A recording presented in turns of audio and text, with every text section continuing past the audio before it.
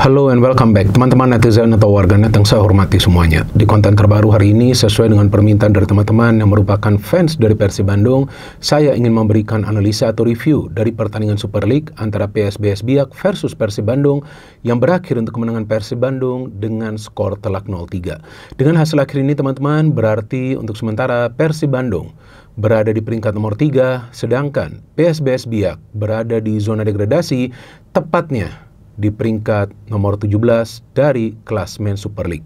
Sedangkan kemenangan semalam merupakan kemenangan tandang kedua bagi Persib Bandung setelah sebelumnya meraih kemenangan di kandang Arema FC dengan skor 1-2. Dan bagi PSBS Biak, kekalahan semalam adalah kekalahan kelima mereka. Artinya, jika PSBS Biak tidak bisa bangkit dalam 2 atau 3 pertandingan selanjutnya, maka kemungkinan mereka akan berjuang agar tidak degradasi ke Liga 2 yang sekarang namanya adalah Championship.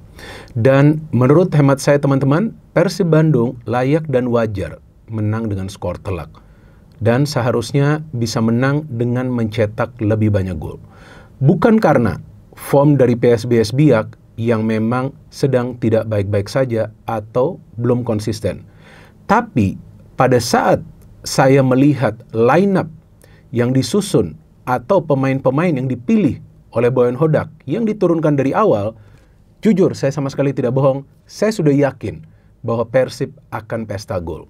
Walaupun saya kira bahwa Persib akan kesulitan dan mendapatkan perlawanan dari para pemain PSBS Biak, tapi ternyata para pemain PSBS Biak terkurung di area pertahanan mereka sendiri. Kenapa? Karena pressing yang dahsyat yang dilakukan oleh para pemain Persib Bandung. Nah, sebelum saya melanjutkan analisa saya, pertama-tama saya ingin berterima kasih kepada teman-teman yang mendukung kemajuan dari channel YouTube Bola Bung Binder, karena jumlah subscribers dari channel YouTube Bola Bung Binder sekarang mendekati 1.300.000 subscribers. Dan saya harapkan teman-teman akan tetap konsisten mendukung kemajuan dari channel ini agar dalam waktu dekat bisa menembus minimal 1,5 juta subscribers.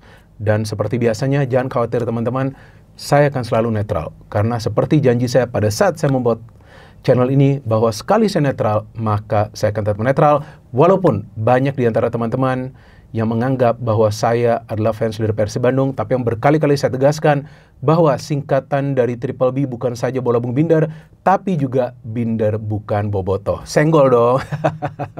Oke, anyway teman-teman, semalam itu saya nonton, sebetulnya bisa saja saya membuat konten ini semalam, tapi capek banget saya, karena kan sebelumnya ada podcast ya, dengan Sabto Haryo, biasalah membahas tentang Timnas Indonesia, yang tim kepelatihan asal Belanda itu baru saja berhenti kerjasama dengan PSSI. Jadi baru hari ini saya kembali membuat konten dari pertandingan-pertandingan di Liga. Ya, hari ini memang pertandingan dari Liga Indonesia, tapi besok saya akan membuat konten dari Liga Inggris juga, mungkin juga dari Liga Spanyol, dan tentunya juga dari Liga Indonesia, karena kan nanti malam ada pertandingan besar ya, antara Persebaya Surabaya versus Persija Jakarta. Oke, nih saya ingin membahas dulu line-up-nya ya. Kenapa saya kok langsung yakin bahwa Persib Bandung ini akan bisa pesta gol? Karena saya melihat di line-up ini ya teman-teman ya, saya bahas ya satu persatu ya. Tijab Akualam dimainkan oke lah, memang dia performanya lagi bagus. Eliano Reinders dimainkan di kiri, ini sudah tepat banget nih.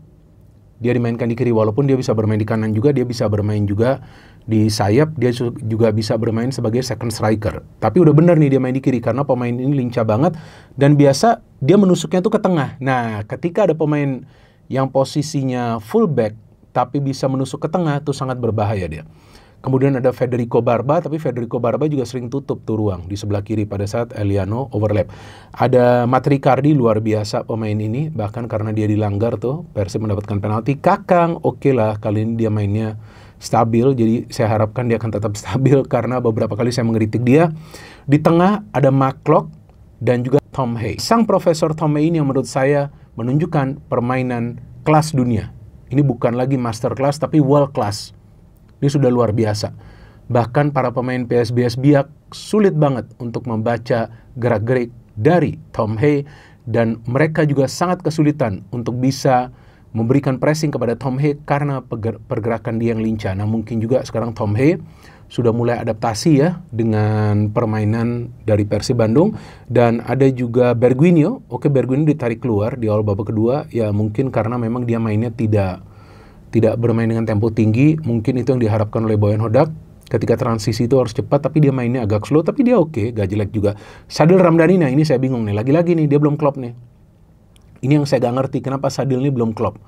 Padahal sudah cukup lama nih dia diberikan nih kesempatan. Nah dia harus cepat klop, kalau nggak sulit nih dia akan masuk sebagai starter lagi nih. Andrew Jung dan William Barros.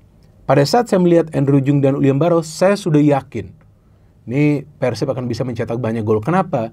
Karena Andrew Jung itu adalah tipe pemain yang bisa membuka ruang. Karena kan saya pernah membuat konten tentang Andrew Jung, walaupun saya mengatakan saya gak yakin dia akan mencetak banyak gol, tapi cara dia memantulkan bola, cara dia melakukan pressing, cara dia membuka ruang bagi pemain lain dengan holding the ball. Nah inilah keunggulan dari Andrew Jung yang sangat bermanfaat bagi pemain seperti William Barros yang biasa bergerak dari sektor penyerang sayap.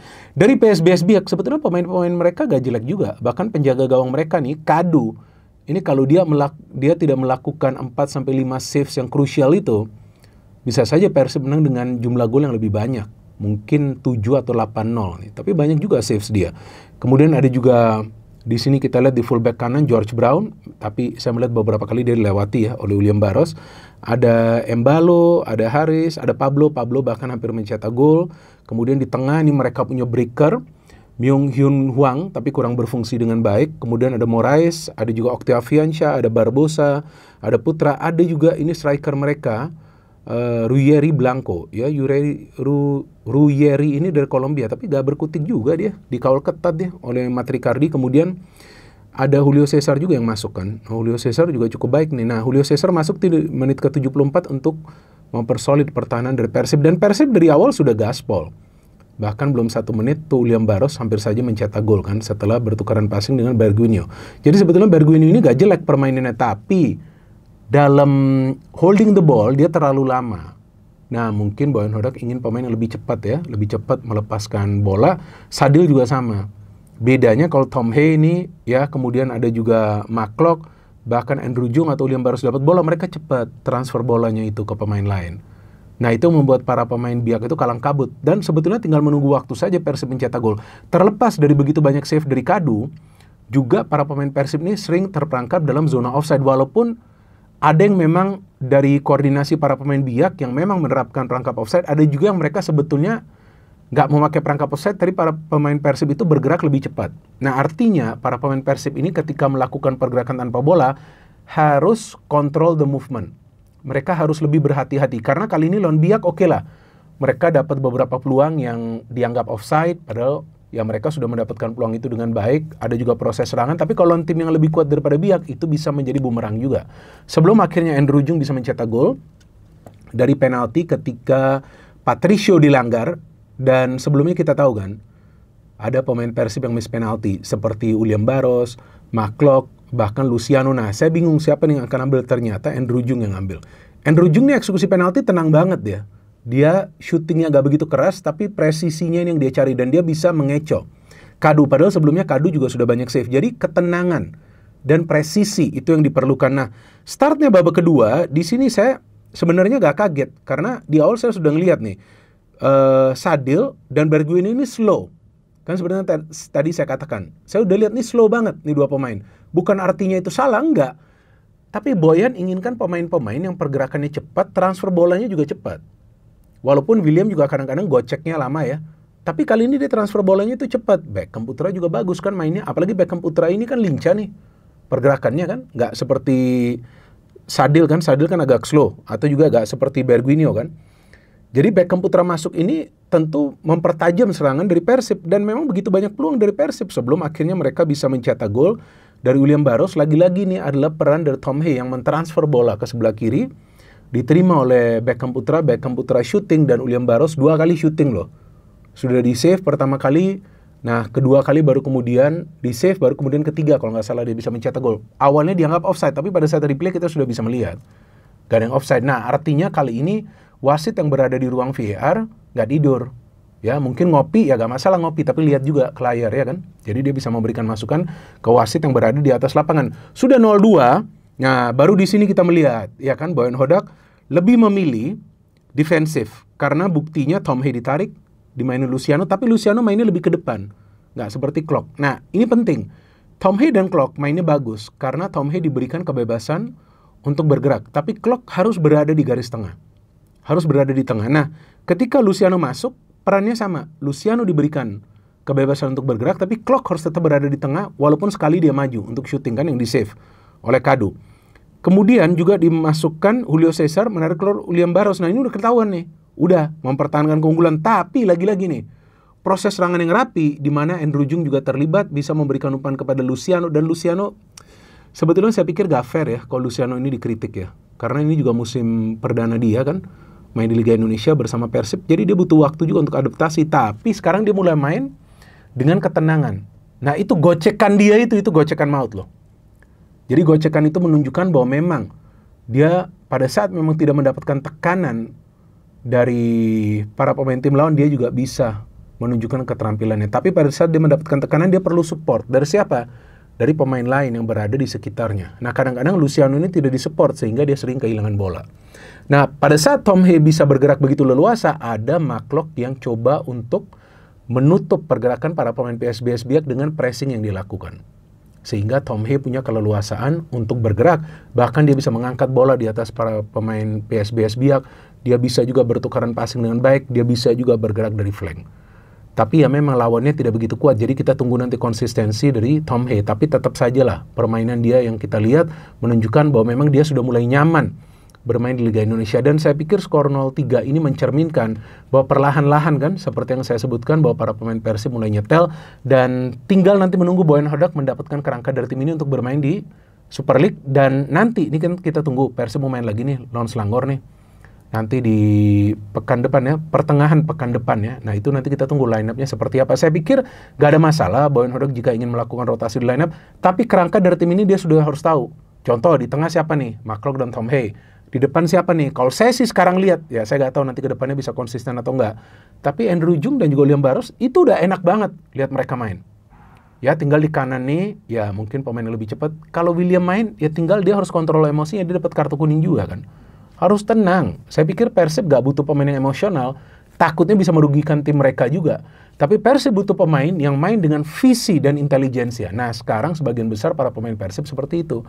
Cuma kadang-kadang pada saat berhadapan dengan tim yang parkir bus, itu yang sering menyulitkan mereka. Tapi dengan adanya Andrew Jung, dia bisa memberikan tekanan kepada para pemain tim lawan. Karena posturnya tinggi, fisiknya kuat, stamina-nya juga luar biasa. Jadi teman-teman, ini adalah kemenangan yang penting bagi Persib.